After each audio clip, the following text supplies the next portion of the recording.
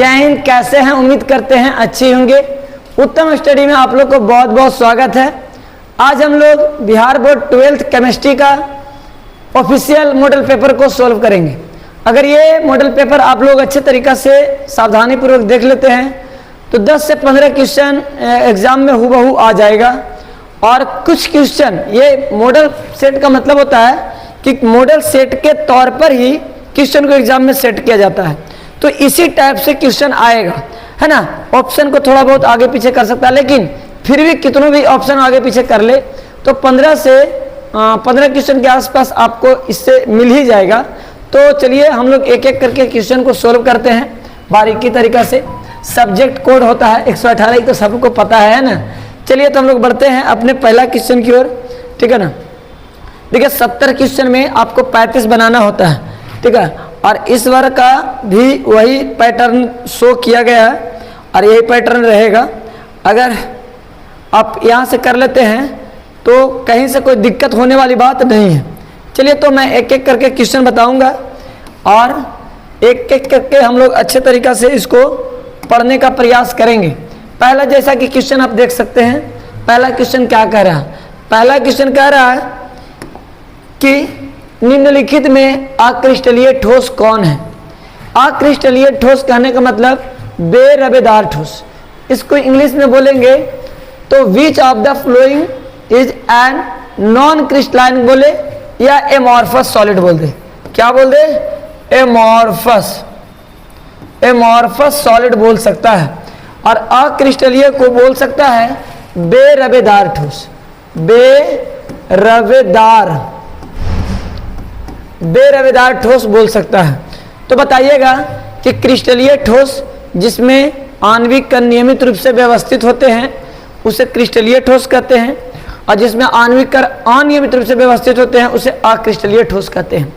एक चीज मैं बता देना चाहता हूं कि अक्रिस्टलीय ठोस में अगर 4 एग्जाम्पल देख लेते हैं तो आपको क्रिस्टलीय अक्रिस्टलीय से एक क्वेश्चन हर साल रहता है और वो रहेगा। देखिए भाई, आपका जो अक्रिस्टलीय का एग्जाम्पल हो जाएगा वो हो जाएगा आपका प्लास्टिक। ये प्लास्टिक के जगह पर अगर रबर भी देगा, क्या देगा? प्लास्टिक के जगह पे अगर रबर भी देगा तो आपका क्या हो जाएगा? अक्रिस्टलीय। अगर भाई कांच भी देता है तो आपका हो जाएगा अक्रिस्टलीय। कांच दे, अगर क्वांटज कांच दे, एक चीज ध्यान दीजिएगा, क्वार्टज खाली देगा तो क्रिस्टलीय हो जाएगा, लेकिन क्वार्टज में लगा देगा कांच, क्वार्टज कांच लगा देगा तो ये क्या हो जाएगा? अक्रिस्टलीय। प्लास्टिक, रबर, कांच, क्वार्टज कांच, लकड़ी भी दे सकता है, लकड़ी दे देगा तो ये क्या हो जाएगा? अक्रिस्टलीय। साथ में क्या होगा कि जितने भी बहुलक हैं, जितने तरह के प्लास्टिक है, बैकेलाइट है, टेफ्लॉन है, ये सभी क्या है? अक्रिस्टलीय ठोस हैं। तो आप लोग समझ चुके होंगे कि अक्रिस्टलीय से एक क्वेश्चन हर साल पूछता है, अक्रिस्टलीय पूछे या क्रिस्टलीय पूछे, इस प्रकार से आपको पूछेगा तो आप लोग बना दीजिएगा। बढ़ते हैं, हाँ, अगला क्वेश्चन, दूसरा क्वेश्चन कहता है कि निम्न में से, ठीक है। इसमें क्या कह रहा है भाई? इसमें कह रहा है निम्नलिखित में घनाकार इकाई सेल में परमाणुओं की संख्या होती है। पिंड कह दिया, मतलब बॉडी सेंटर्ड यूनिट सेल। क्या बोला भाई? Body centred unit cell. The number of atom in a body centred unit cell कहने का मतलब क्या भाई? BCC। BCC में परमाणु की संख्या कितना होता है? तो आपको इकाई सेल मिला है, एक मिला था केंद्रीय और एक मिला था आधा। तो केंद्रीय में हम लोग पढ़ते हैं ACC, BCC और एक पढ़ते हैं FCC। अगर परमाणु संख्या की मैं बात करूं तो ACC का परमाणु संख्या हो जाएगा आपका 1 और BCC का परमाणु संख्या हो जाएगा 2 और FCC का परमाणु संख्या हो जाएगा 4। तो इस प्रकार से घनाकार कह रहा, पिंड कह रहा, BCC कह रहा, तो परमाणु संख्या कितना हो जाएगा भाई? 2। परमाणु संख्या निकालने के लिए इस तरीका से मैं सूत्र बताया था कि घनाकार पिंड केंद्रीय के कोष्ठिका इस प्रकार रहेगा, है ना। इसके कोना पे आणविक कण रहेगा और कोने के अलावे कहाँ रहेगा भाई? एक पिंड में रहेगा। कहाँ रहेगा? पिंड में भी रह सकता है, तो पिंड में रहेगा। इसको निकालने के लिए 1/8 गुने कोण किए थे, कोण की संख्या घन में 8 होती है, प्लस 1/1 गुने पिंड किए थे, तो पिंड में कितना है? 1 है। इस प्रकार से हम लोग जेड निकालने का फॉर्मूला बताए थे आप लोगों को। तो यहाँ पे 8 से 8 कट जाता है, कितना बचता है? 1, और यहाँ 1 से 1 बच जाता है, कितना बचता है? 1। तो 1 1 कितना हो जाता है? 2 हो जाता है। इसी प्रकार से मैं आप लोग को बताया था। तो ऑप्शन ए आपका आंसर कितना हो जाएगा भाई? 2 हो जाएगा। BCC का 2, SCC का 1 और FCC का 4 परमाणु संख्या। SCC का 1, BCC का 2 और FCC का 4। मैं इसी प्रकार से सारा चीज को आपको याद करवाने का प्रयास करूंगा। बस मेरे साथ बने रहें, मेरे साथियों के साथ बने रहें। सारा सब्जेक्ट इसमें क्या रहा है, देखिए इसमें पढ़ लेता हूं क्वेश्चन। घनाकार क्रिस्टल में ब्रेविस जालकों की संख्या, ब्रेविस जालकों की संख्या क्या रहा? तो यहाँ पे इंग्लिश में मैं ऑप्शन दिखा देता हूँ आपको। कहता है कि the number of Brevis lattice in cubic crystal is, कहता है ब्रेविस लैटिस में कितना क्यूबिक क्रिस्टल होता है? क्यूबिक क्रिस्टल कितना होता है? ब्रेविस मतलब ब्रेविस जालक, ऊपर हम देखे थे ब्रेविस जालक, ब्रेविस जालक की संख्या बोल रहा है मेरे भाई। तो ब्रेविस जालक कहेगा तो ब्रेविस, अगर क्रिस्टल तंत्र की मैं बात करूं, अगर क्रिस्टल तंत्र बोला जाए तो क्रिस्टल तंत्र बोले ना, क्रिस्टल अगर तंत्र बोले तो क्रिस्टल तंत्र बोलेगा तो कितना हो जाएगा? क्रिस्टल तंत्र, आराम से देखिएगा, क्रिस्टल क्रिस्टल तंत्र की बात किया जाए तो क्रिस्टल तंत्र कितना हो जाएगा? 7 हो जाएगा। और ब्रेविस जालक की बात करेगा, ब्रेविस जालक की बात किया जाए तो ब्रेविस जालक की संख्या कितना होता है भाई? 14 होता है। कितना होता है? 14 होता है। तो इस प्रकार ब्रेविस जालक की संख्या कितना हो जाएगा? 14। क्रिस्टल तंत्र की संख्या कितना हो जाएगा? 7। एक और पूछता है कि घनीय एक एक कोष्ठिका में ब्रेविस जालक कितना होता है। तो एक बात मैं और क्लियर कर देना चाहता हूं कि जो ब्रेविस जालक होते, क्रिस्टल तंत्र होते हैं, वो 7 होते हैं। Cubic, tetragonal, orthorhombic, monoclinic, hexagonal, rhombohedral और ट्राइक्लिनिक। इसमें ब्रेविस जालक कितना होता है? 3 होता है। टेट्रागोनल में 2 होता है, ऑर्थोरॉम्बिक में 4 होता है, मोनोक्लिनिक में 2 होता है, हेक्सागोनल में 1 होता है, रोम्बोहेड्रल में 1 होता है, ट्राइक्लिनिक में 1-1 होता है। तो इस प्रकार से आपको ज़्यादातर पूछेगा, ज़्यादातर पूछने का जो चांस बनता है वो घनीय एक एक कोशिका में ब्रेविस जालक की संख्या कितना होता है? 3 होता है। टोटल ब्रेविस जालक की संख्या कितना होता है? 7 होता है। क्रिस्टल तंत्र कितना होते हैं? सॉरी, ब्रेविस जालक कितना होता है? 14। क्रिस्टल तंत्र कितना होता है? 7 होता है। तो बढ़ते हैं अगले क्वेश्चन की ओर। जैसा कि मैं ब्रेविस जालक कितना बताया? 14। तो बढ़ते हैं भाई, चौथा नंबर क्वेश्चन क्या कहता है? चौथा नंबर क्वेश्चन को अगर देखते हैं कि निम्नलिखित में किस दोष के कारण क्रिस्टल के घनत्व में कमी होती है, तो सबसे पहले दोष देखना है, शॉर्टकी दोष और फ्रेंकल दोष।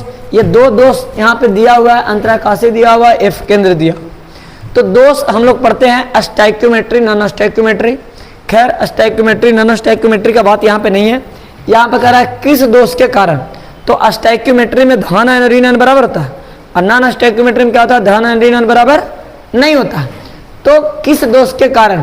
फ्रैंकल दोष में आप लोग जानते हैं कि क्रिस्टलीकरण के समय क्रिस्टल में धन आयन अपना स्थान क्या करता है? छोड़ देता है और छोड़ के दूसरा स्थान यानी अंतराकाशीय स्थान ग्रहण कर लेता है, बाहर नहीं होता है, अंतराकाशीय स्थान ग्रहण कर लेता है। तो एकरा में तो घनत्व घटेगा नहीं।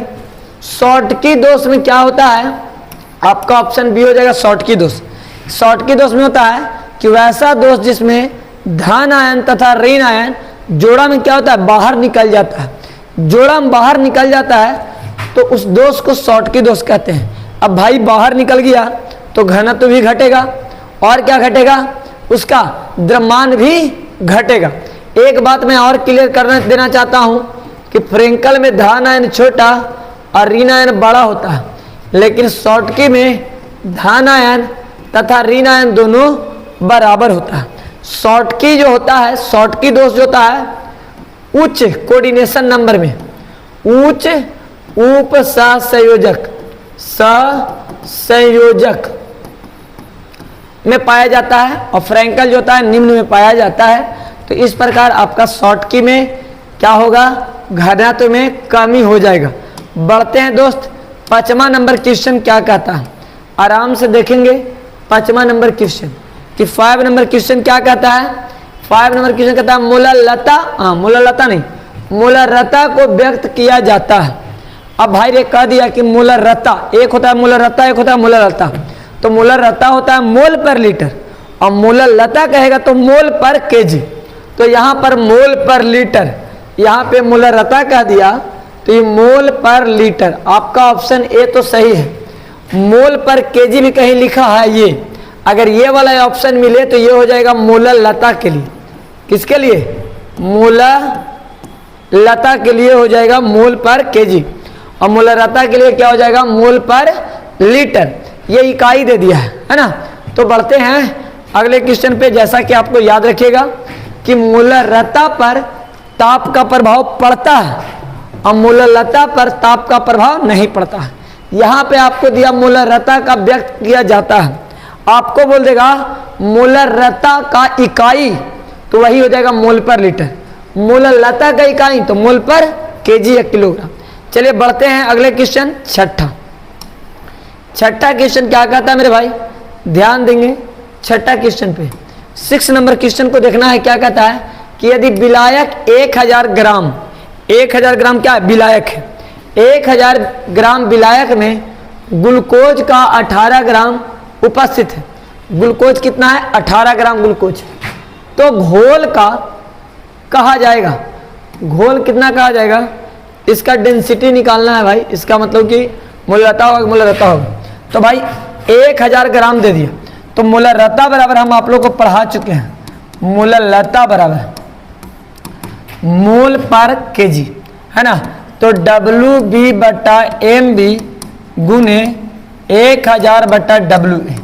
भाई रे कहता है ग्लूकोज कह दिया तो ग्लूकोज का सूत्र होता है C6H12O6।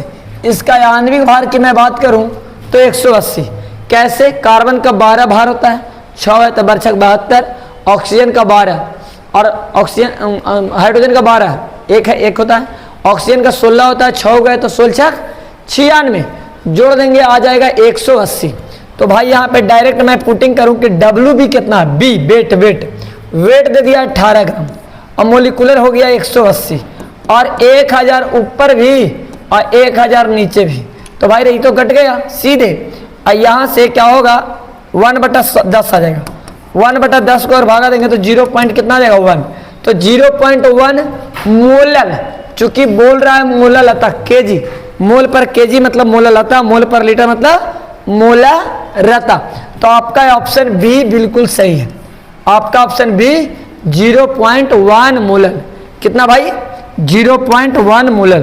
तो बढ़ते हैं अगला क्वेश्चन पे।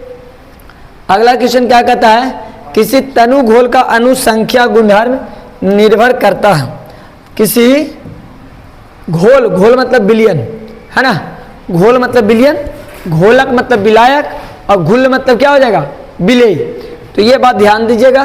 कहता है किसी तनु घोल का अनुसंख्या गुणधर्म, अनुसंख्या गुणधर्म क्या होता है, बिलियन का वह गुण जो विलेय कण की संख्या पर निर्भर करता है, प्रकृति पर नहीं। विलेय कण की संख्या पर निर्भर करता है, प्राकृतिक पर नहीं। कहता है colligative property of dilute solution depend upon colligative property of solution और डिपेंड अपॉन, तो कहता है नंबर ऑफ सॉलिड पार्टिकल। कहता है विलेय कण की संख्या पर निर्भर करता है। तो विलेय कण की संख्या आपका हो गया C, प्राकृतिक पर नहीं, विलेय के प्राकृतिक पर नहीं ना विलायक के प्रकृति पर, विलेय कण की संख्या पर, विलायक की संख्या पर नहीं। तो आपका ए हो जाएगा, C हो जाएगा answer, the number of particle of solute, या कहेगा the number of solute particle. ठीक है भाई। तो कोलिगेटिव प्रॉपर्टी होते हैं 4। एक होता है अनुसंख्या गुणधर्म, अनुसंख्या गुणधर्म 4 होता है। पहला की मैं बात करूं तो वाष्प दाब में आपेक्षिक अवनमन, वाष्प दाब में आपेक्षिक अवनमन। दूसरा होता है क्वथनांक बिंदु में यूनियन। दूसरा क्या होगा, क्वथनांक बिंदु में उन्नयन, और एक होता है हिमांक बिंदु में अवनमन, और चौथा बोले तो प्रसरण दाब।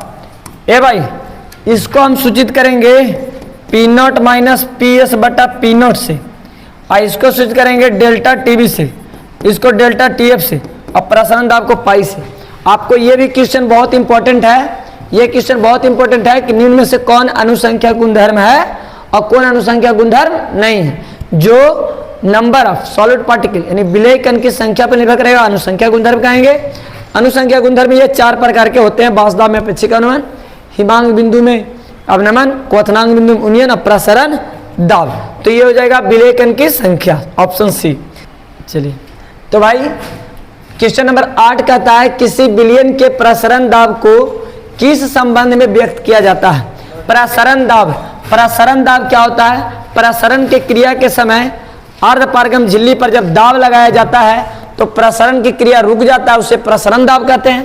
प्रसरण के क्रिया के समय अर्धपारगम झिल्ली पर बाहर से दाब आरोपित किया जाता है तो प्रसरण क्रिया रुक जाती है, उसे प्रसरण दाब कहते हैं। और इसे किसके द्वारा सूचित किया जाता है? पाई द्वारा सूचित किया जाता है। प्रसरण दाब को पाई द्वारा सूचित किया जाता है, और पाई बराबर होता है सी आर टी। तो भाई रे, सी को इन्हें कर देंगे तब पाई बटा सी बराबर क्या हो जाएगा? R T. ये हो जाएगा। ऑप्शन कौन सा देखिए सही है? तो ऑप्शन आपका बी। हो सकता है कि आर को इधर कर दे, पाई बटा आर बराबर सी टी। इस प्रकार से किया जा सकता है, जैसा कि आप देख सकते हैं ऑप्शन बी हो जाएगा, पाई बराबर सी आर टी। यानी आपको इस तरीका के इसको इस प्रकार भी लिख सकता है, पाई बराबर एन आर टी, पाई बराबर एन आर टी बटा भी, पाई बराबर एन आर टी बटा भी, चूंकि सी बराबर होता है एन बटा भी। चलिए बढ़ते हैं, अगला क्वेश्चन क्या कहता है भाई? अगला क्वेश्चन नौमा क्वेश्चन को, ओ माय गॉड, नौमा क्वेश्चन को ध्यान देंगे। हाँ, थोड़ा सा और कर लेता हूं। चलिए, तो नौमा क्वेश्चन क्या कहता है मेरे भाई? ध्यान दीजिएगा। कहता है कि विद्युत धारा की वह मात्रा जो CuSO4 यानी कॉपर सल्फेट से 1 मोल कॉपर मुक्त करता है। कितना करता है? 1 मोल कॉपर मुक्त करता है। तो कॉपर सल्फेट के 1 मोल मतलब 1 मोल कहने का मतलब कि 63.5 आप लोग जान चुके हैं कि 31.75 मुक्त करने के लिए 1 फैराड की आवश्यकता होता है। यानी आधा कॉपर को मुक्त करने में कितना होता है? 1 फैराड की आवश्यकता पड़ता है। तो बताइएगा, 1 मोल कॉपर को मुक्त करने के लिए 2 फैराड की आवश्यकता पड़ेगा। कितना फैराड की? 2 फैराड की आवश्यकता पड़ेगा।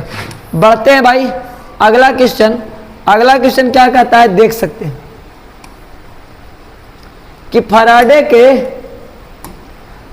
के विद्युत विच्छेदन के प्रथम नियम को व्यक्त करने के लिए निम्नलिखित कौन सा समीकरण सही है? फैराडे का प्रथम नियम क्या कहता है? माइकल फैराडे ने दिए है।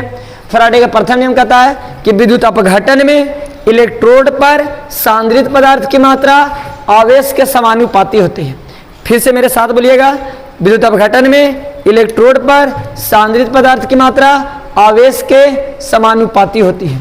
यानी हम कह सकते हैं कि W कहें चाहे M कहें, पदार्थ की मात्रा जो जमा हो रहा है उसको M कहें चाहे W कहें, यहाँ M लिया जा रहा है।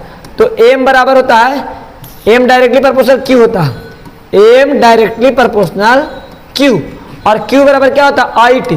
तो M समानुपाती अगर हटावेंगे तो ZQ हो जाएगा। तो M बराबर क्या हो जाएगा? ZIT, चूंकि Q बराबर क्या होता है? IT होता है। तो देखिए M बराबर ZIT कहाँ है? I मतलब क्या हो जाता है? विद्युत धारा।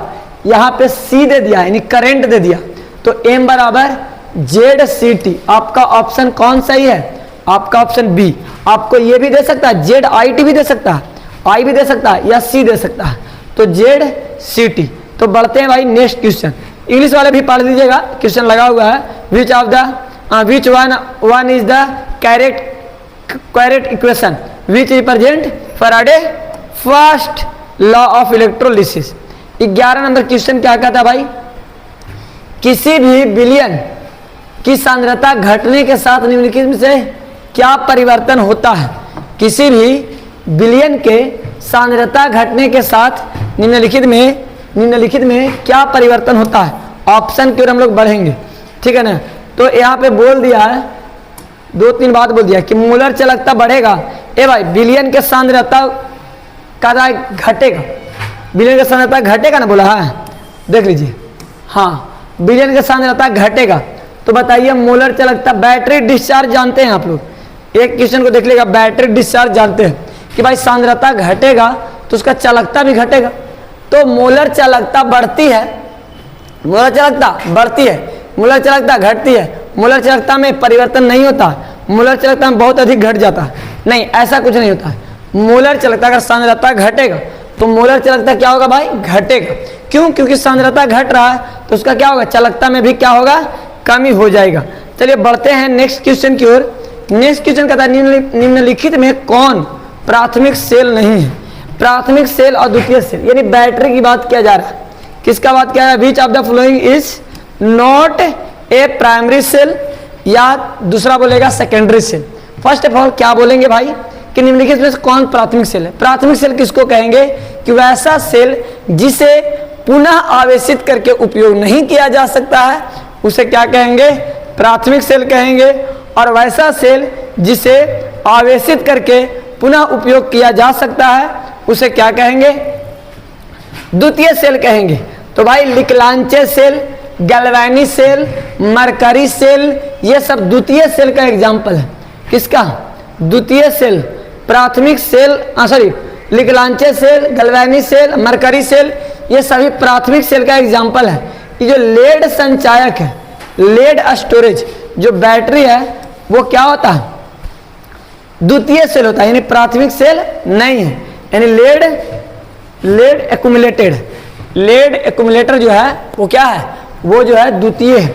एक बात मैं और बताता हूं कि टोटो में जो बैटरी यूज किया जाता है, लिथियम कैडमियम बैटरी होता है। मोबाइल में जो यूज किया जाता है वो लिथियम कैडमियम बैटरी होता है, ठीक है। तो भाई रे, एक चीज और मैं कह सकता हूं कि आगे मैं बढ़ाऊंगा कि ये जो लेड संचायक है द्वितीय है, लिकलांच मरकरी जो है प्राथमिक है। लिकलांच मरकरी क्या हो जाएगा, प्राथमिक। चलिए, तो नेक्स्ट क्वेश्चन मेरे भाई, नेक्स्ट क्वेश्चन क्या कहता है कि निम्नलिखित में कौन कारक अभिक्रिया दर को प्रभावित करता है। अभिक्रिया के दर को कौन प्रभावित करेगा, कहता है निम्नलिखित में कौन कारक अभिक्रिया के दर को प्रभावित करेगा। प्रभावित करने का मतलब अभिक्रिया के दर को बढ़ावे या घटावे या रोक दे या नष्ट कर दे, ये होता है। तो भाई रे, टेम्परेचर जानते हैं कि गर्म करेंगे तो अभिक्रिया क्या होगा, तेज होगा ही होगा, ठीक है ना। दाब देंगे तो क्या होगा, अभिक्रिया बढ़ेगा ही बढ़ेगा। उसके बाद में सांद्रता, अगर सांद्रता अधिक है, ढेर सारा, तो सांद्रता अधिक है तो अभिक्रिया तेजी से होगा। अगर सांद्रता कम है तो अभिक्रिया स्लो होगा। तो भाई इसमें सभी हो जाएगा।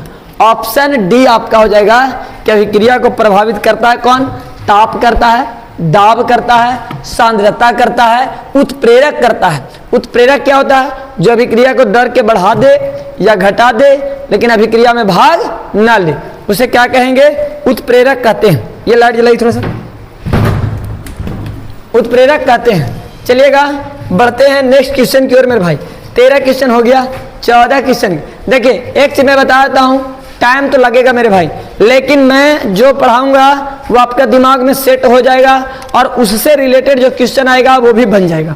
तो थोड़ा सा टाइम ले रहा हूँ तो उसके लिए कोई दिक्कत नहीं। बाकी लाइव क्लास में आपको मैं जो क्लास में लाइव ले रहा हूँ चैप्टर वाइज, वो तो चल रहा है। यहाँ पे बात कर दिया कि शून्य कोटि अभिक्रिया का इकाई, शून्य कोटि अभिक्रिया का इकाई क्या होता है। तो शून्य कोटि अभिक्रिया, प्रथम कोटि अभिक्रिया का इकाई कहेगा तो हो जाएगा सेकेंड इनवर्स।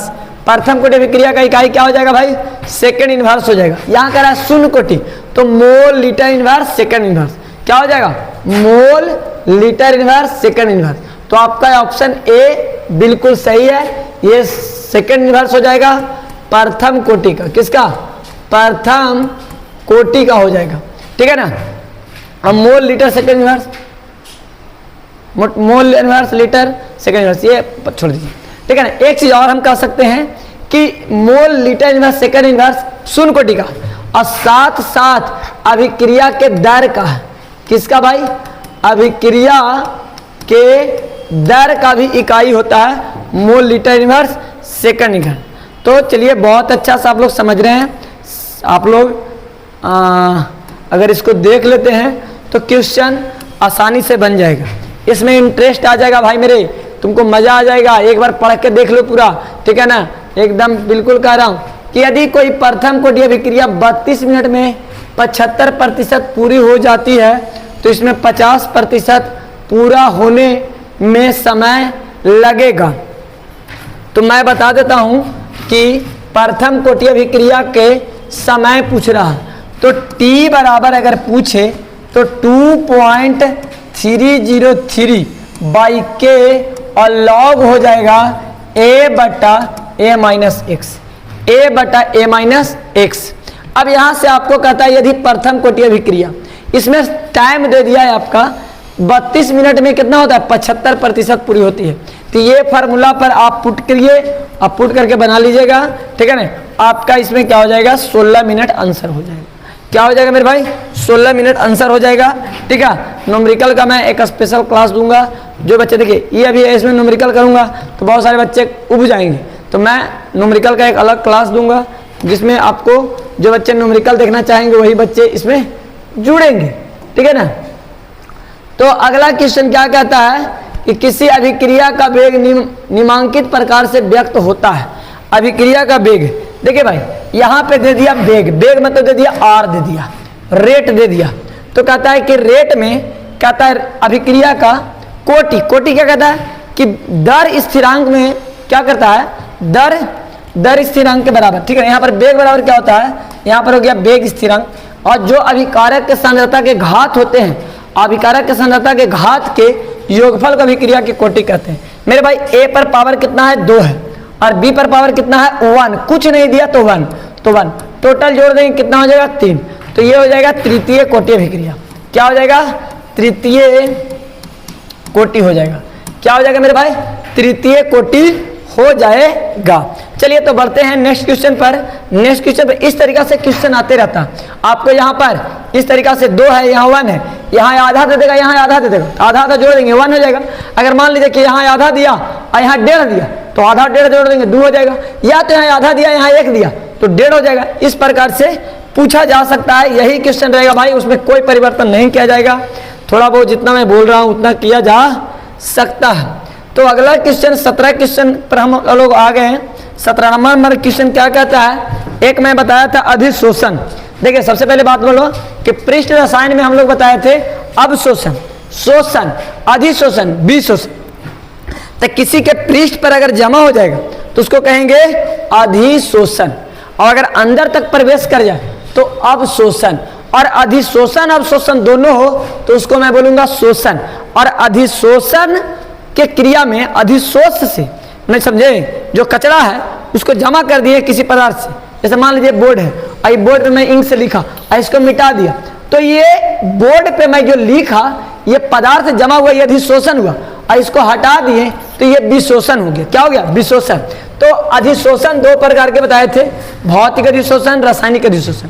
भौतिक अधिशोषण जो होता है बहुपरतीय होता है, और रासायनिक अधिशोषण होता है जो एक परतीय होता है, ठीक है ना। तो भौतिक अधिशोषण बहुपरतीय, रासायनिक अधिशोषण एक परतीय। तो भौतिक अधिशोषण के लिए कहता है उष्मा होती है, तो भौतिक में उष्मा कम होता है, रासायनिक में उष्मा ज्यादा होता है। तो मैं बता देता हूं कि भौतिक में जो उष्मा होता है 20 से 40 किलो जूल पर मोल होता है भौतिक में। भौतिक वाला जो होता है बहुपरतीय होता है, एक बार जमा किए, ठीक है ना। ये पेंट चढ़ाने पर अस्तर, उसके बाद पेंट, और ऊपर से पेंट, और ऊपर से पेंट। तो भौतिक अधिशोषण में यही होता है। और रासायनिक अधिशोषण में होता है भाई कि एक बार चढ़ गया मतलब चढ़ गया, ठीक है ना। तो रासायनिक अधिशोषण एक परतीय, भौतिक अधिशोषण बहुपरतीय। रासायनिक भौतिक अधिशोषण का जो उष्मा होगा 20 से 40 किलो जूल पर मोल, लेकिन रासायनिक वाला का देख लीजिएगा 80 से 240 रासायनिक वाला, अगर भौतिक पूछा है रासायनिक में पूछ सकता है, ऑब्वियसली सी बात है, ठीक है ना। तो यहाँ से 80 से कितना हो जाएगा 240 किलो जूल पर मोल, ये हो जाएगा रासायनिक अधिशोषण का। भौतिक अधिशोषण का 20 से 40, बोलिए भौतिक का 20 से 40, भौतिक का 20 से 40 और रासायनिक का 80 से 240, रासायनिक कितना 80 से 240। चलिए भाई, तो मैं बढ़ता हूँ, वीडियो लंबा ना हो जाए, तो यहाँ पर हम नौटंकी नहीं करेंगे। ऑफलाइन बैच जैसे, ऑफलाइन में तो मैं क्लास में याद करवा देता हूँ और मैं प्रयास करता हूँ कि मेरे ऑनलाइन के विद्यार्थी भी ऑफलाइन से काम नहीं रहेंगे, इसलिए मैं आप लोग के लिए एकदम एक पर एक ऑब्जेक्टिव लाने का प्रयास करता हूँ। कह रहा है जो पदार्थ जल का पृष्ठ तनाव कम कर देता है, जल के पृष्ठ तनाव कम कर देता है, मतलब समझ रहे हैं, कोई चीज पानी डाले डूब गया, तो डूब गया तो पृष्ठ तनाव कम हो गया, अगर ओकरा पर छाला गया तो पृष्ठ तनाव बढ़ गया, तो पृष्ठ तनाव कम कर देता है तो कहलाता है। तो भाई विद्युत अपघटन तो जानवे करते हैं, विद्युत अपघटन तो नहीं है, जिसमें विद्युत अपघट विद्युत धारा की सहायता से टूट जाता है उसको कहते हैं विद्युत अपघट। उत्प्रेरक जानते हैं कि जो अभिक्रिया के दर को बढ़ा देता है या घटा देता है, ठीक है। नेवला जा रहा है जी, नेवला गया, यहां से निकला, रोकिए साफ दिखाया। चलिए, तो आप देखेंगे हम लोग क्वेश्चन नंबर 17।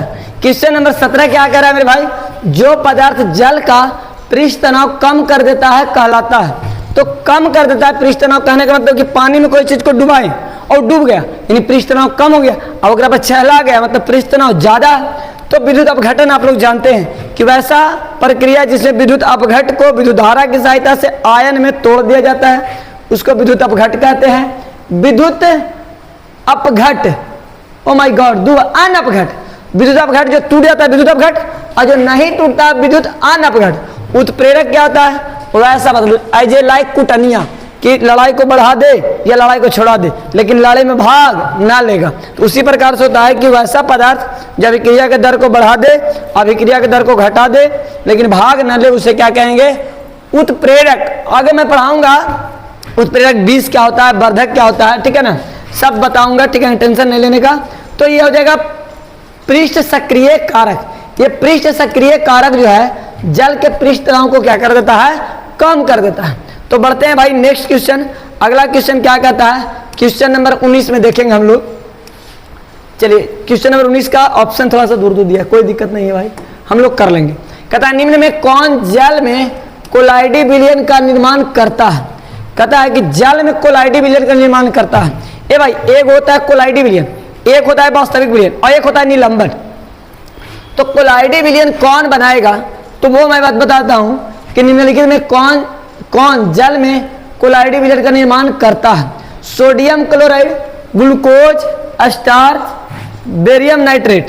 तो भाई रे, इसमें कोलाइडी विलयन का निर्माण करेगा तो ये कौन करेगा, स्टार्च करेगा। कौन करेगा, स्टार्च करेगा। तो ये वाला थोड़ा सा ध्यान दीजिएगा कि कोलाइडी विलयन कौन निर्माण करेगा कौन नहीं करेगा। तो ये ग्लूकोज तो पानी में घुल जाएगा, सोडियम क्लोराइड भी नमक जो है, सोडियम क्लोराइड करने का मतलब नमक, और ये ग्लूकोज C6H12O6, ग्लूकोज में कायरल कार्बन की संख्या 4 होता है। एक बात याद रखिएगा, कायरल कार्बन की संख्या कितना होता है, 4 होता है। तो ग्लूकोज और NaCl और बेरियम नाइट्रेट जो है ये पानी में घुल जाएगा और वास्तविक विलयन बनाएगा। तो कोलाइडी विलयन स्टार्च बनाएगा, ठीक है। तो बढ़ते हैं अगले क्वेश्चन की ओर। अगला क्वेश्चन 20 नंबर क्वेश्चन क्या कहता है कि निम्नलिखित में कौन पायसीकरण कहलाता है। पायसीकरण समझते हैं भाई, पायस नहीं समझते हैं। तो देखिए पायसीकरण क्या होता है कि जब तेल को यानी वसा को वसा के साथ मिला दिया जाता है, उस क्रिया को क्या कहते हैं, पायसीकरण। यानी तेल को तेल के साथ मिलाएगा तो पायसीकरण। निम्नलिखित कौन पायसीकारक है, तो पायसीकारक कौन हो जाएगा, तेल हो जाएगा। माथा लटियाना, बरसात में अगर तीसी के तेल लगा लिया मेरे भाई, अब पानी हल्का फुल्का माथा पर पड़ गया तो माथा लटिया जाएगा। लड़की लोग के ज्यादा लटियाता है, एकदम कंघी से ऐसे करत रहेगी ना, ऐसे खींचत रहेगी एकदम ऐसे करके, मुंह में टेढ़ करके थोड़ा सा। तो क्या कीजिएगा, पायसीकरण कौन करता है, तेल पायसीकरण बनाता है, वही कारण माथा लटिया जाता है। माथा लटियाने का कारण क्या है, यही।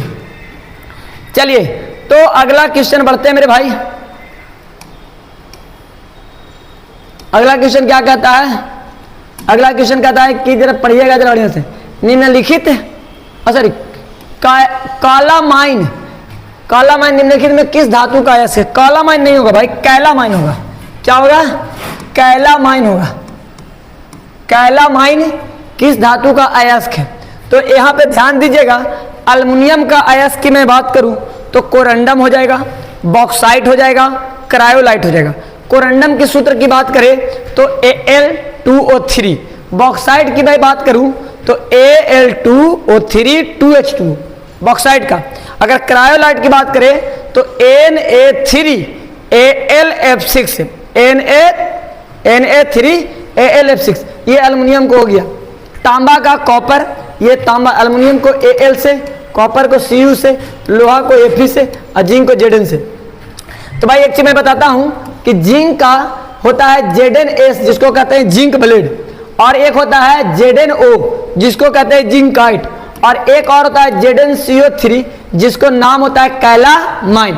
तो आपका ऑप्शन डी बिल्कुल सही है कि कैलामाइन निम्नलिखित में से किस धातु का अयस्क है? तो किसका है भाई? जिंक का, और जिसका सूत्र होता है कैलामाइन का क्या?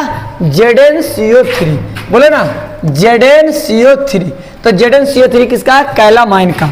तो बढ़ते हैं नेक्स्ट क्वेश्चन, आयरन का hematite, magnetite, siderite, iron pyrite, limonite. उसके बाद में तांबा का हो जाएगा कॉपर ग्लांस, क्यूपराइट हो जाएगा, ठीक है। इस तरीका से बढ़ते हैं 22 नंबर क्वेश्चन क्या कहता है? 22 नंबर क्वेश्चन मेरे भाई कहता है मॉन्ड प्रक्रम, मॉन्ड प्रक्रम द्वारा निम्नलिखित में से किस धातु का शुद्धिकरण किया जाता है? मॉन्ड प्रक्रम की बात किया जाएगा कि मॉन्ड प्रक्रम द्वारा निम्नलिखित में से किस धातु का शुद्धिकरण किया जाता है? तो मॉन्ड प्रक्रम द्वारा निकल को किया जाता है। किसका क्या जाता है?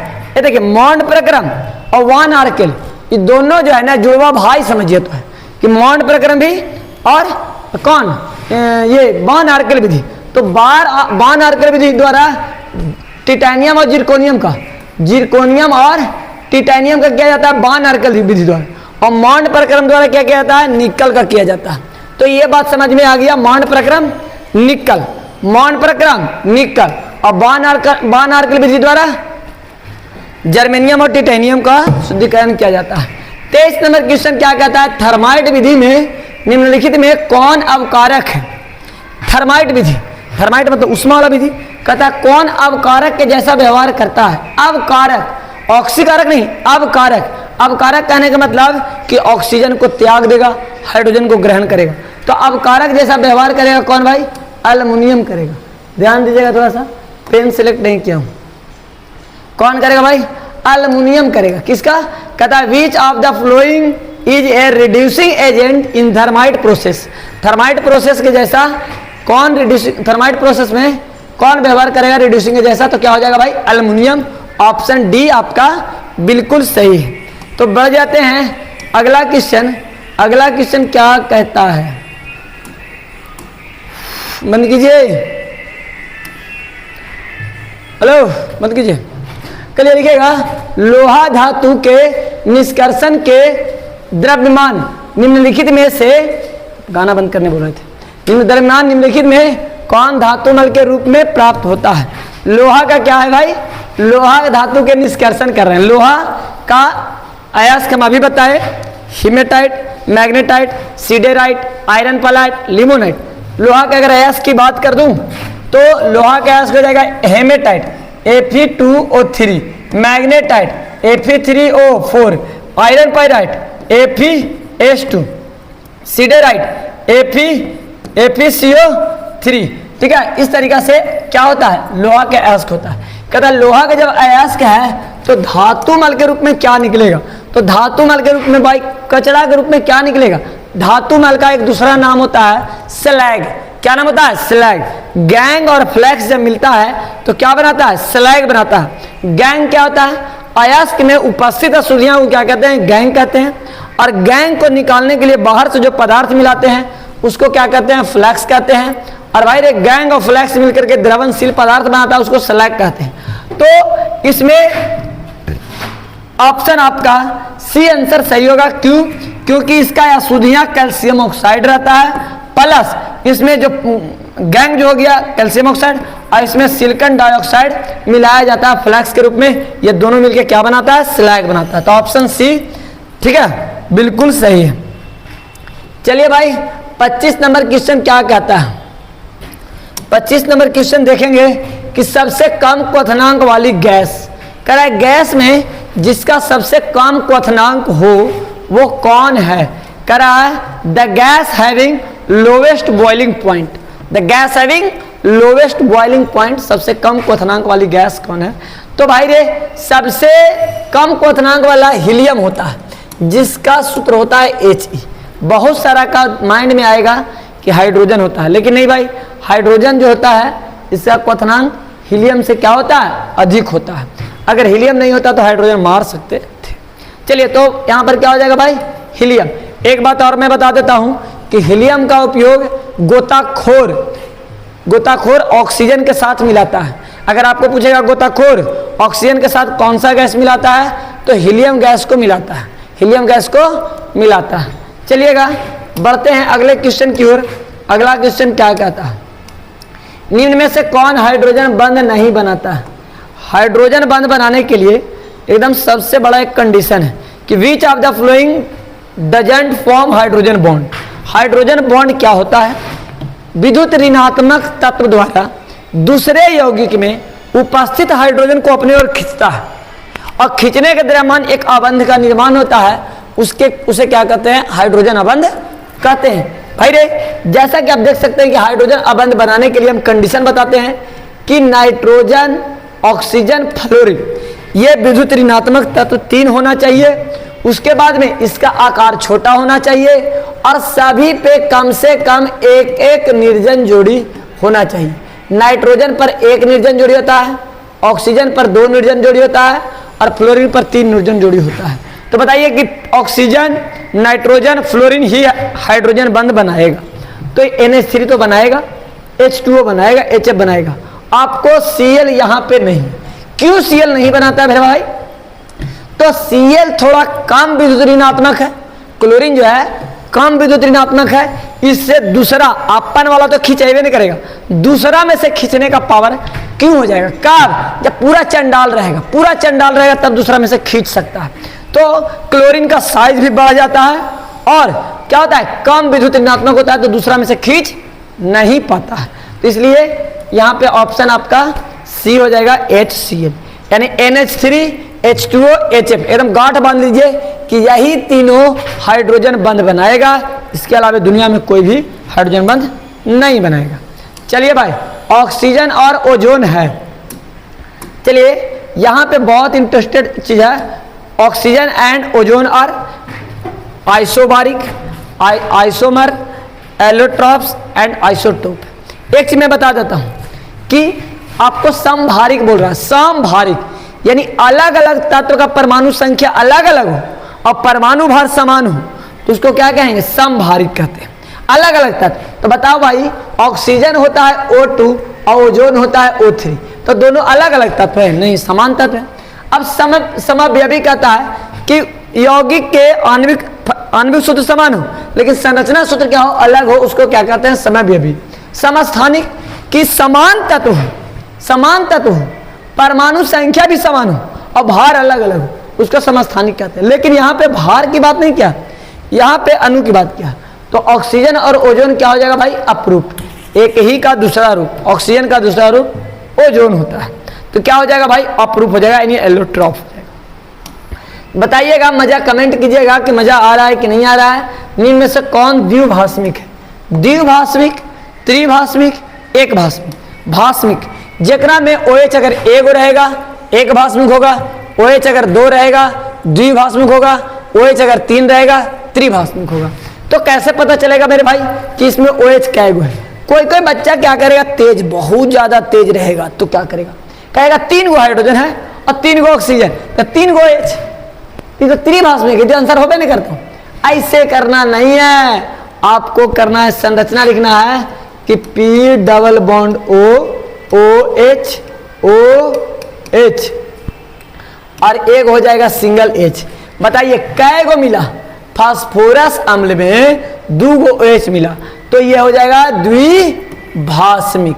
अगर H3PO4 रहता तो वो हो जाता त्रिभाषमिक।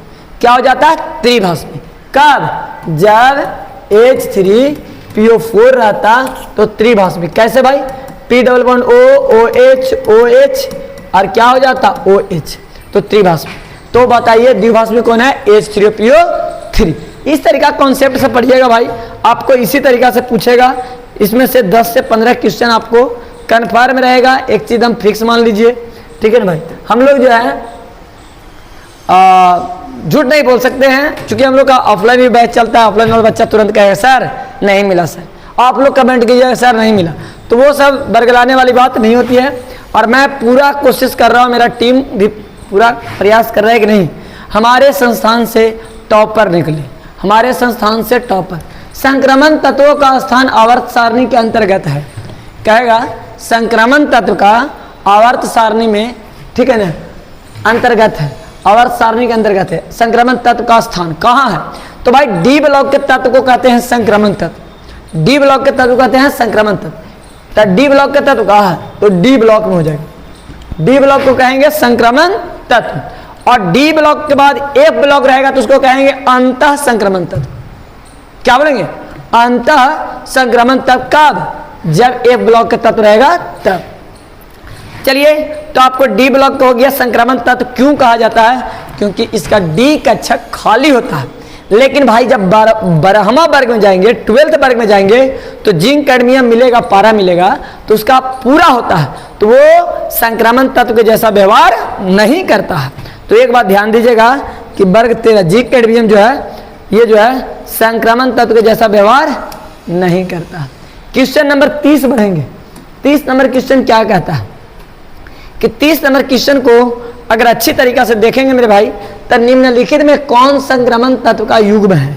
संक्रमण तत्व कहते हैं डी ब्लॉक के। तो सोडियम कैल्शियम, सोडियम हो गया आपका, कैल्शियम हो गया, ये हो गया एस ब्लॉक का। किसका हो गया? एस ब्लॉक का।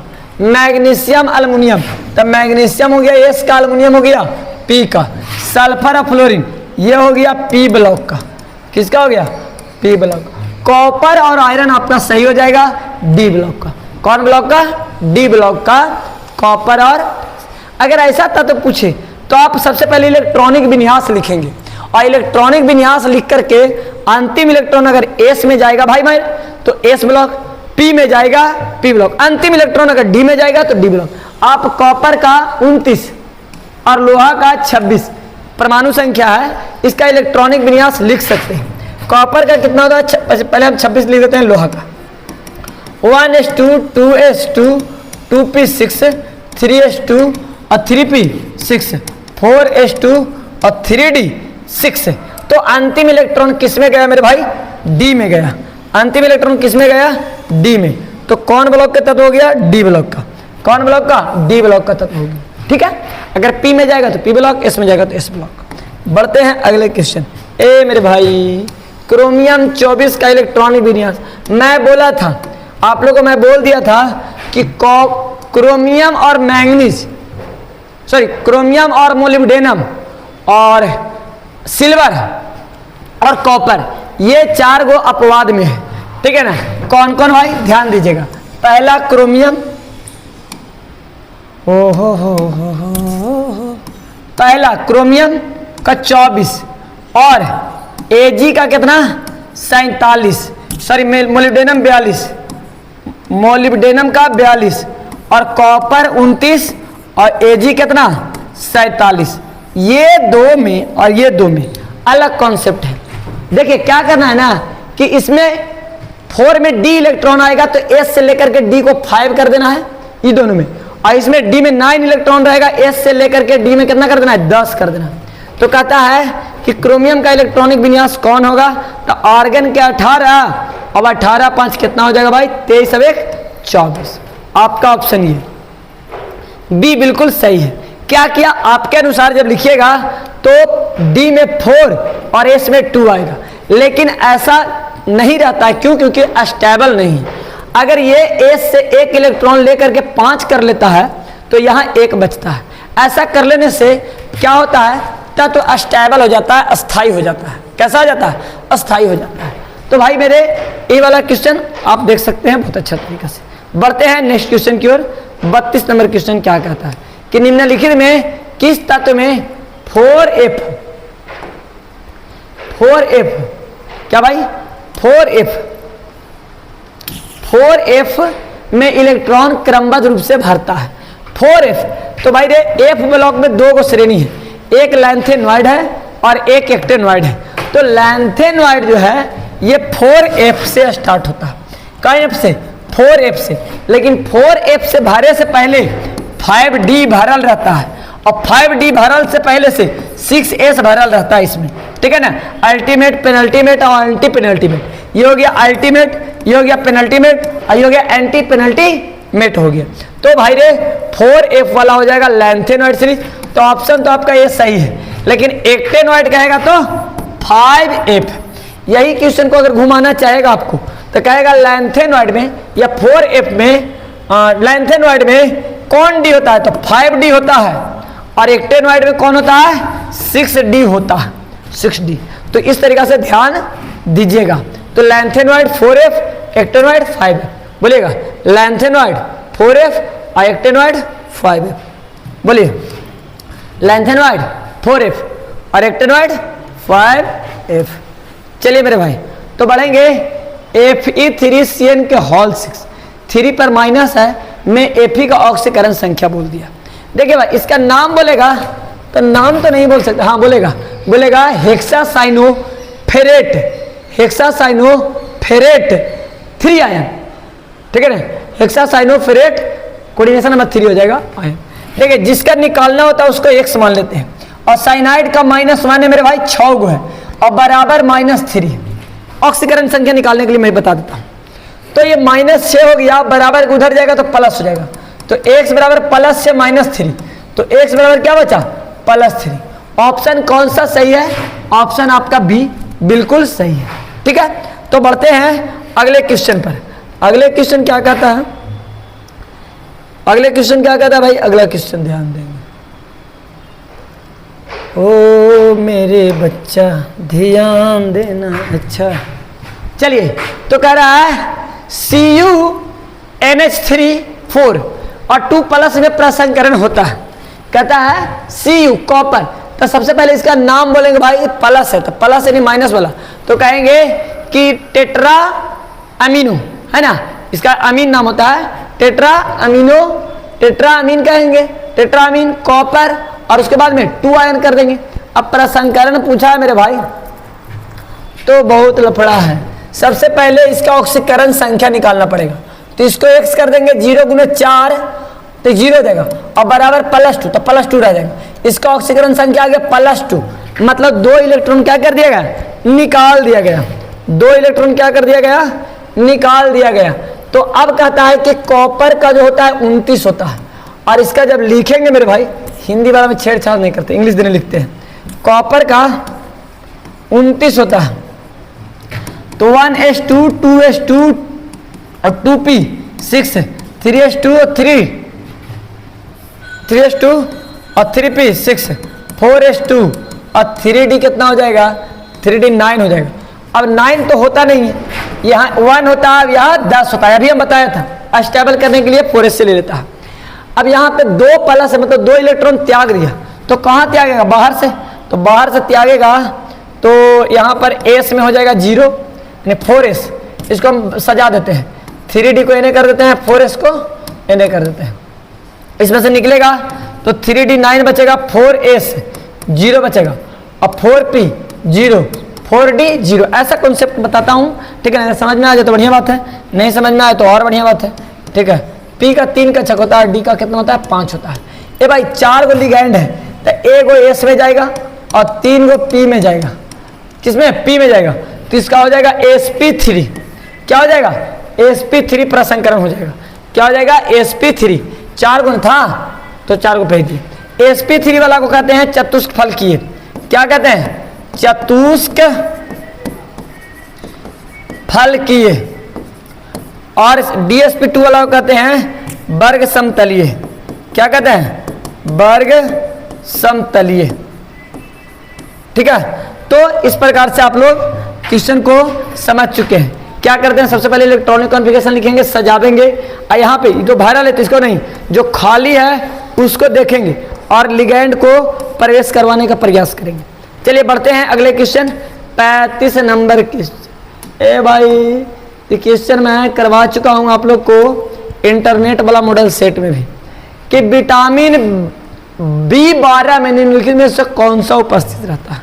विटामिन B12 में कहेगा तो B12 में कहेगा भाई तो कोबाल्ट रहता है। क्या रहता है? कोबाल्ट। कोबाल्ट कौन रहता है? कोबाल्ट। विटामिन B12 में कोबाल्ट। मैग्नीशियम किस में रहता है? तो क्लोरोप्लास्ट में रहता है। क्लोरोप्लास्ट में, बोलो क्लोरोप्लास्ट,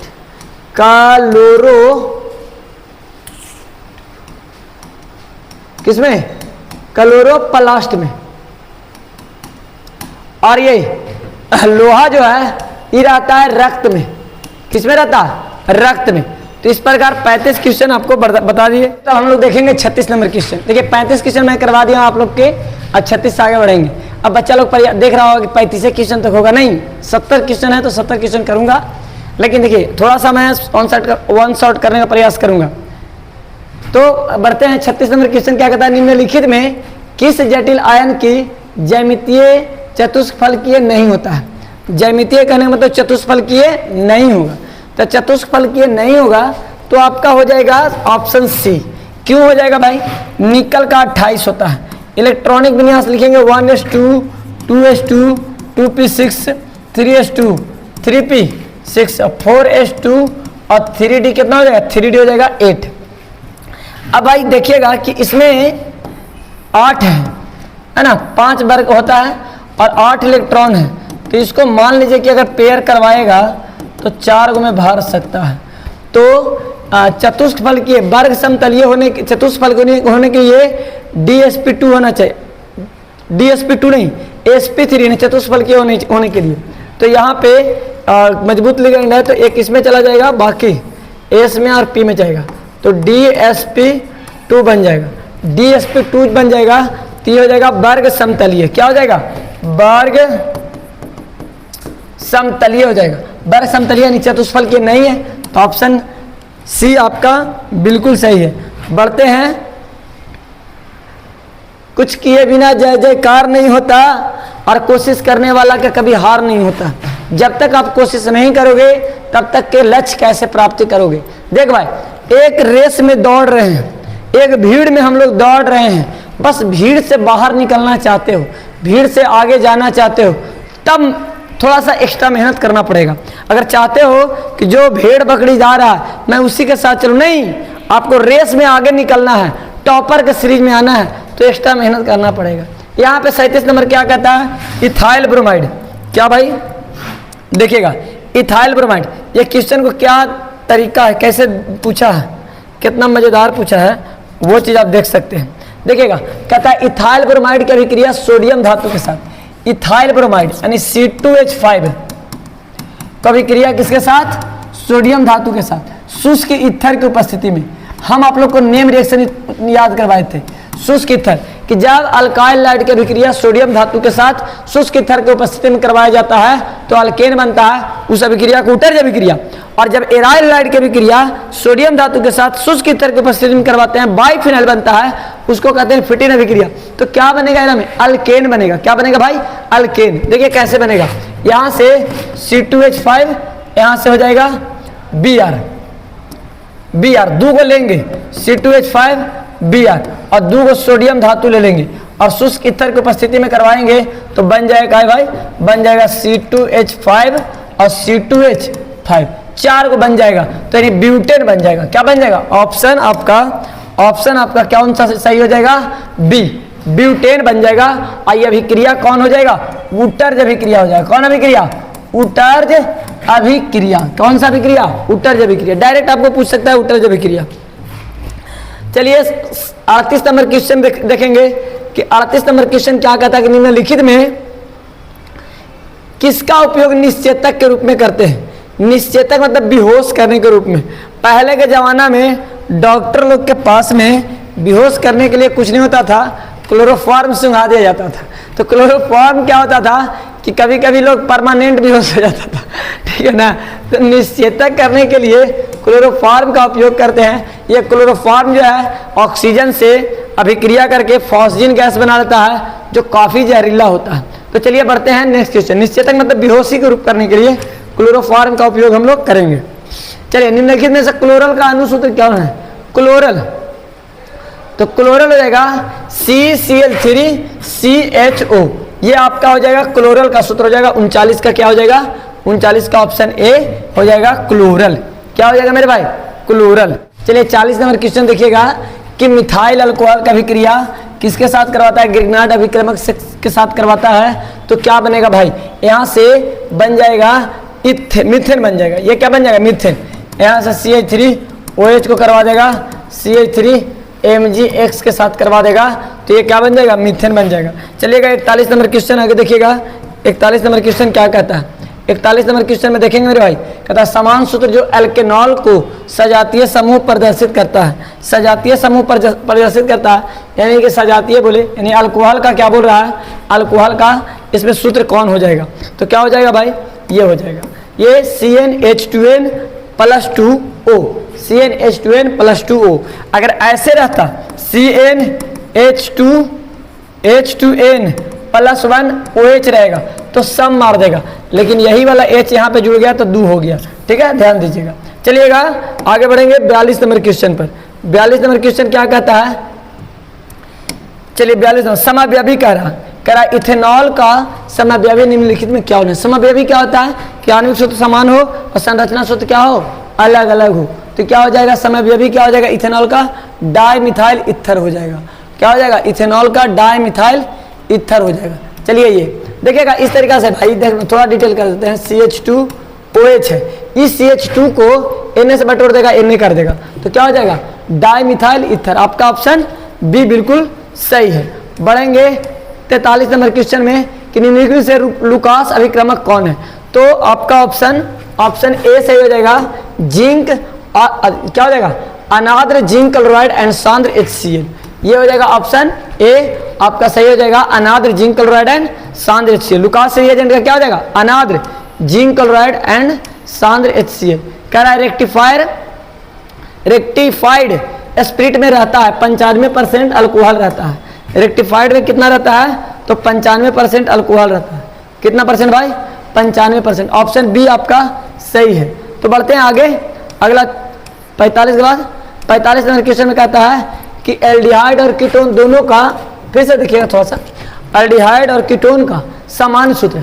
एल्डिहाइड और कीटोन दोनों को क्या कहेंगे? कार्बोनाइल कंपाउंड बोलेंगे। कार्बोनाइल यौगिक, इसको क्या कहते हैं? कार्बोनाइल यौगिक कहते हैं। तो इसका क्या कहेगा? समान सूत्र। अभी हम बताए थे कि क्या हो जाएगा? CnH2nO। CnH2nO हो जाएगा। ये तो हो जाएगा आपका अल्कोहल का, CnH2n+2O हो जाएगा अल्कोहल का। ये हो जाएगा आपका एल्डिहाइड और कीटोन का। चलिए 46 नंबर क्वेश्चन की ओर बढ़ते हैं। कहता आइसोप्रोपाइल अल्कोहल है। क्या है भाई? Isopropyl alcohol. आइसोप्रोपाइल अल्कोहल मतलब इस तरीका से CH2OH और यहाँ क्या? CH3, यहाँ पर CH रहेगा, CHOH। ये आइसोप्रोपाइल अल्कोहल को ऑक्सीकरण से निम्नलिखित में कौन प्राप्त होता है? ऑक्सीकरण करने का मतलब कि ऑक्सीजन को जोड़ेगा तो प्राप्त हो जाएगा 2 कार्बन एसीटोन प्राप्त हो जाएगा। आपका ऑप्शन ए यहाँ पे सही है, एसीटोन। क्या का? 46 का ऑप्शन ए बिल्कुल सही है। तो चलिए देखिएगा 47 नंबर क्वेश्चन कहता है कैल्शियम एसीटेट और कैल्शियम फॉर्मेट को गर्म करेंगे तो दोनों के मिलाकर क्या करेंगे? गर्म करेंगे तो बनेगा इथेनॉल। क्या बनेगा? इथेनॉल। एल्डिहाइड बनेगा, इथेनॉल बनेगा। चलिए 48 नंबर क्वेश्चन देखेंगे भाई। 48 नंबर कहता है कि C6H5MgBr यानी ग्रिग्नार्ड अभिक्रमक है ना। तो यहाँ पे दे दिया है ग्रिग्नार्ड अभिक्रमक निम्न के साथ क्रियाशीलता सही क्रम है, किसके साथ? तो भाई रे यहाँ पे कर दिया है, इधर में फिनाइल कर दिया, इधर में फिनाइल कर दिया, इधर में मिथाइल कर दिया, हाइड्रोजन कर दिया। तो इसका हो जाएगा 3, 2, 1। आपका ऑप्शन बी सही हो जाएगा, 3, 2, 1। ठीक है ना, आपका बी ऑप्शन बिल्कुल सही है 48 का। तो बढ़ते हैं 49 नंबर क्वेश्चन पर। 49 नंबर क्वेश्चन क्या कहता है कि निम्न में से किस यौगिक कार्बोजैलिक समूह में कार्बोजैलिक समूह उपस्थित नहीं है? कहता है किसमें कार्बोजैलिक समूह उपस्थित नहीं है? तो भाई रे मेथनोइक एसिड में रहवे करता है, इथानोइक में से बेंजोइक एसिड में रहेगा, पिक्रिक एसिड में नहीं रहता है। ये बेंजीन है और बेंजीन से यहाँ पे फिनॉल है और यहाँ पे 3 गो NO2 जुड़ल रहेगा। 3 को क्या जुड़ा रहेगा, NO2 जुड़ा रहेगा। इसको क्या कहते हैं, पिक्रिक एसिड कहते हैं। ऑप्शन आपका सी बिल्कुल सही है। बढ़ते हैं 50 नंबर क्वेश्चन पर। 50 और शतक मार दिए हम लोग, ठीक है ना। मोनो कुछ लिखा, मोनो कार्बोक्सिलिक अम्ल निम्न में से किसका क्रियाशीलता समाव्ययी है। किसका क्रियाशीलता क्या कहता है, समाव्ययी है। मोनो कार्बोक्सिलिक अम्ल निम्न में से किसका क्रियाशीलता समाव्ययी। समाव्ययी क्या होता है कि आणविक सूत्र समान होता है और क्या कहता है, अलग होता है। तो ये मतलब क्या हो जाएगा आपका ईस्टर, क्या हो जाएगा, मोनोकार्बोक्सिलिक जो समाव्ययी मतलब किसका है, ईस्टर का हो जाएगा। ऑप्शन ए 50 का क्या हो जाएगा, ऑप्शन ए। तो 51 नंबर कहता है कि निम्नलिखित में किस अभिक्रमक के द्वारा फॉर्मिक अम्ल और फॉर्मल्डिहाइड के बीच विभेदन किया जा सकता है। तो हो जाएगा आपका सोडियम कार्बोनेट के द्वारा विभेदन किया जा सकता है। चलिएगा 52 नंबर क्वेश्चन क्या कहता है, 52 कहता है कि जब फॉर्मिक अम्ल को सांद्र H2SO4 के साथ गर्म किया जाता है तब निम्नलिखित में से कौन बनता है, सांद्रिक क्या कहता है, फॉर्मिक अम्ल। फॉर्मिक अम्ल का सूत्र क्या होगा, HCOOH। इसको क्या करता है, H2SO4 के साथ क्या करता है, गर्म करता है। तो गर्म करेगा तो क्या बनेगा, यहाँ बन जाएगा कार्बन मोनोऑक्साइड बन जाएगा। किसको देखिए ध्यान से थोड़ा देख लीजिएगा, रिएक्शन में बताता हूँ, रिएक्शन में बताता हूँ कि यहाँ क्या कहता है, फॉर्मिक एसिड HCOOH को H2SO4 के साथ गर्म करेगा तो बन जाएगा CO प्लस H2O बन जाएगा। आपका ऑप्शन डी बिल्कुल सही है। तो बढ़ते हैं अगला क्वेश्चन। अगला क्वेश्चन कैमा क्वेश्चन होगा 53 नंबर क्वेश्चन कहता है प्राइमरी अमीन। तो नाइट्रोजन से 1 को कार्बन जुड़ा रहेगा प्राइमरी अमीन कहेंगे, नाइट्रोजन से 2 को कार्बन जुड़ा रहेगा क्या कहेंगे, सेकेंडरी कहेंगे, 3 को रहेगा टर्सरी कहेंगे। तो ये आपका बी ऑप्शन हो जाएगा प्राइमरी अमीन। क्या हो जाएगा भाई, बी वाला हो जाएगा प्राइमरी अमीन। ये आपका बी हो जाएगा क्या, प्राइमरी अमीन। चलिए ये हो जाएगा सेकेंडरी, ये तो अमोनिया है ही है, ये अमोनियम आयन है। चलिए बढ़ते हैं आगे। 54 नंबर क्वेश्चन क्या कहता है कि इथाइल अमीन की अभिक्रिया नाइट्रस अम्ल के साथ कराने पर बनता है। तो नाइट्रस अम्ल के साथ कराने पर क्या बनेगा बड़े भाई, ठीक है ना, तो बनेगा इथाइल अल्कोहल। क्या इथाइल अमीन है तो क्या बनेगा, इथाइल अल्कोहल बनेगा। क्या बनेगा, इथाइल अल्कोहल। बढ़ते हैं अगला क्वेश्चन 5वां नंबर क्वेश्चन। 5वां नंबर क्वेश्चन क्या कहता है, देखिएगा 5वां नंबर क्वेश्चन कहता है एसिटामाइड की अभिक्रिया ब्रोमीन के साथ सोडियम हाइड्रोक्साइड के साथ कराया जाता है तो बनता है, सोडियम हाइड्रोक्साइड कहे चाहे तो पोटेशियम हाइड्रोक्साइड कहे, मिथाइल अमीन बनेगा। इस रिएक्शन को कहेंगे हॉफमैन ब्रोमाइड डिग्रेडेशन। क्या कहेंगे भाई, हॉफमैन ब्रोमाइड डिग्रेडेशन बोलेंगे, हॉफमैन ब्रोमाइड डिग्रेडेशन। चलिएगा 56 नंबर क्वेश्चन, निम्नलिखित में से किसका एल्काइलेशन संभव है। तो एल्काइलेशन प्राइमरी अल्कोहल और सेकेंडरी अल्कोहल, प्राइमरी और सेकेंडरी अल्कोहल दोनों का संभव होता है, टर्शियरी वाला का संभव नहीं होता, ठीक है ना। तो आपका ऑप्शन डी बिल्कुल सही है। चलेंगे 56 नंबर क्वेश्चन की ओर। 56 नंबर क्वेश्चन क्या कह रहा है, ठीक है ना, कहता है निम्न में से कौन सर्वाधिक मीठा शर्करा है। तो फ्रैक्टोज। ये भाई इसका पेने सेलेक्ट करने में हमारा टाइम चल जाता है, तो इसका क्या हो जाएगा, फ्रैक्टोज। ये क्या हो जाएगा, फ्रैक्टोज। एकदम आम का रस एकदम चबच्चा बहुत मीठा लगता है ना, तो भाई सर्वाधिक मीठा कौन है, फ्रैक्टोज। चलेगा अगला कहता है निम्नलिखित में से एस्टेरॉइड से संबंधित है। एस्टेरॉइड किससे संबंधित है, विटामिन डी से। किससे संबंधित है, विटामिन डी से संबंधित है एस्टेरॉइड। एस्टेरॉइड किससे संबंधित है, तो विटामिन डी से संबंधित है। 58 नंबर क्वेश्चन हो गया। अगला देखिएगा 59 नंबर क्वेश्चन क्या कहता है, निम्न में से कौन साधारण शरीर द्वारा नहीं बनाया जा सकता है। तो शरीर में कौन सा नहीं बनता है, विटामिन नहीं बनता मेरे भाई। कौन शरीर में नहीं बनता है, तो विटामिन नहीं बनता है। देखिए कौन सा, ऑप्शन बी हो जाएगा विटामिन। इंजाइम बनता है, प्रोटीन भी बनता है और हार्मोन भी बनता है, लेकिन विटामिन नहीं बनता है। लेकिन अपवाद में है कि विटामिन डी हमारा शरीर जो त्वचा पर इर्गेस्ट्रॉल है तो क्या करता है कि सूर्य के प्रकाश से क्या करता है, विटामिन डी बनाता है। और हमारा आंत में विटामिन B12 बनता है जिसका नाम होता है साइनोकोबालामीन, उसमें कोबाल्ट धातु पाया जाता है। क्वेश्चन में करवा दिया। चलिएगा बढ़ते हैं 60 में। डीएनए और आरएनए में समान भस्म होता है। डीएनए मतलब डीऑक्सीराइबोन्यूक्लिक एसिड, आरएनए मतलब राइबोन्यूक्लिक एसिड। तो इसमें क्षार होता है, एक देखिए, एक होता है एडेनिन, गुआनिन, साइटोसिन, यूरासिल और थाइमिन होता है। साइटोसिन, थाइमिन और यूरासिल होता है। मैं इसको डिटेल कर देता हूं थोड़ा सा। देखिए ये होता है तो प्यूरिन क्षार होता है। कैसा होता है? प्यूरिन और प्यूरिन, प्यूरिन होता है। और ये दो जो होता है साइटोसिन थायमिन यूरासिल होता है, जो पायरीमिडीन होता है, पायरीमिडीन होता है। भाई प्यूरिन वाला एडेनिन और गुआनिन होता है, पायरीमिडीन वाला साइटोसिन। तब कहता है कि ये तो दोनों में रहेगा, एडेनिन और गुआनिन दोनों में रहेगा, एडेनिन और गुआनिन दोनों में रहेगा, एडेनिन और गुआनिन, गुआनिन और एडेनिन और साइटोसिन ये तीनों में रहता है। थायमिन और यूरासिल क्या होता है? बदलते रहता है। तो आपका ऑप्शन बी बिल्कुल सही हो जाएगा, बिल्कुल बी बिल्कुल सही है। चलिएगा तो अगला क्वेश्चन 61 की ओर बढ़ते हैं। 61 कहता है पीवीसी का एकलक क्या होता है? तो विनाइल क्लोराइड हो जाएगा। क्या हो जाएगा मेरे भाई? Vinyl chloride. देखिए कि CH2CHCl ये हो गया vinyl chloride, polyvinyl chloride. PVC का फुल फॉर्म होता है पॉलीविनाइल क्लोराइड और इसका एकलक होता है विनाइल क्लोराइड, CH2CHCl। इसका नाम हो जाएगा विनाइल क्लोराइड। चलिए बढ़ते हैं 62 नंबर क्वेश्चन की ओर। 62 नंबर क्वेश्चन क्या कहता है मेरे भाई?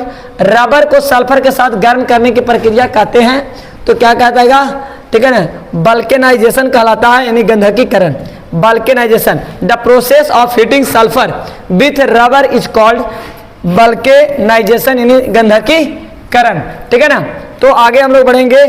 62 में क्या हो गया? सी ऑप्शन सही हो गया, बिल्कुल सही है। चलिए 63 नंबर क्वेश्चन देखेंगे कि निम्नलिखित में कौन योगशील बहुलक है? योगशील बहुलक कि जुड़ जाए तो जिसमें डबल बॉन्ड रहेगा तो उच्च घनत्व वाले पॉलीथीन जो है ये क्या होता है? योगशील बहुलक होता है। कैसा होता है भाई? योगशील बहुलक होता है।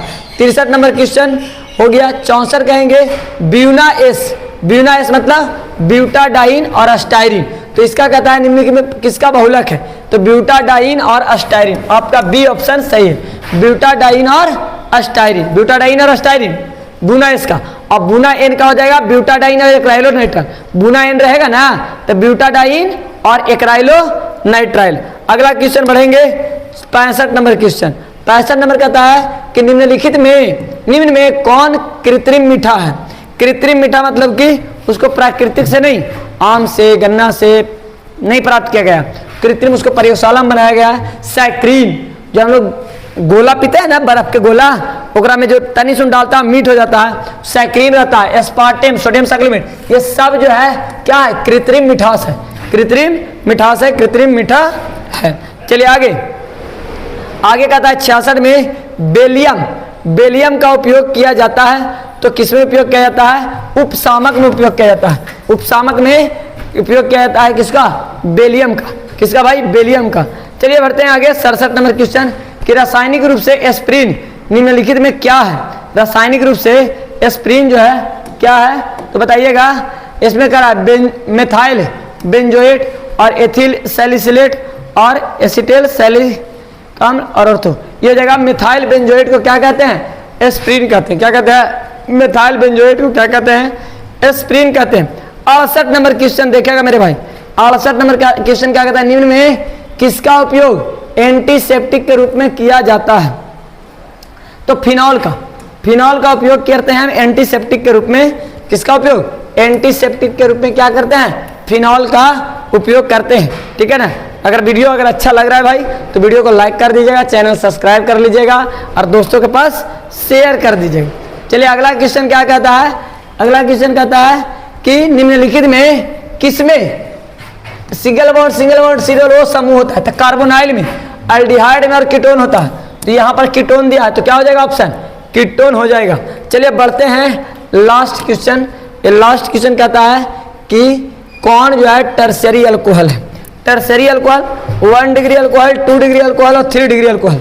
अगर जिस कार्बन से, ये हो गया आपका प्राइमरी मतलब 1 डिग्री, ये हो गया आपका टर्शियरी, यानी जिस कार्बन से अल्कोहल जुड़ा हुआ है वो 2 कार्बन से जुड़ा है 2 डिग्री, और ये 3 जिस कार्बन से अल्कोहल जुड़ा हुआ है वो कार्बन 3 कार्बन से जुड़ा हुआ है।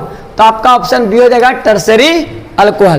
क्वाटरनरी अल्कोहल नहीं होता है। तो भाई मैं अपना काम कर दिया। विच of the following is tertiary alcohol? मैं अपना काम कर दिया, आप लोग अपना काम कीजिए। Bye, love you, take care, खुश रहिए, मस्त रहिए, स्वस्थ रहिए। इसी प्रकार से चैनल पर बने रहिए। अच्छा से अच्छा कंटेंट में लाने का प्रयास करूं।